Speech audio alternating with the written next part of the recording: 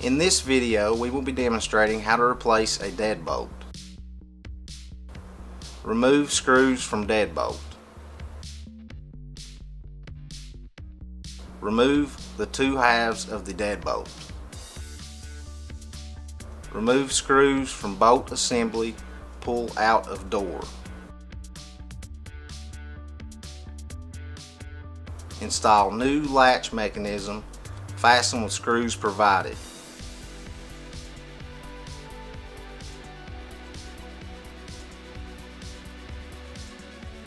Install the two halves of new deadbolt.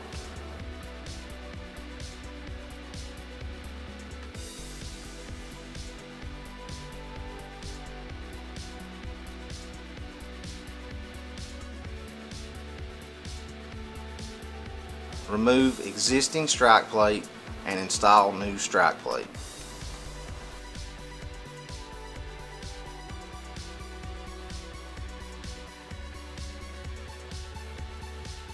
Thanks for watching.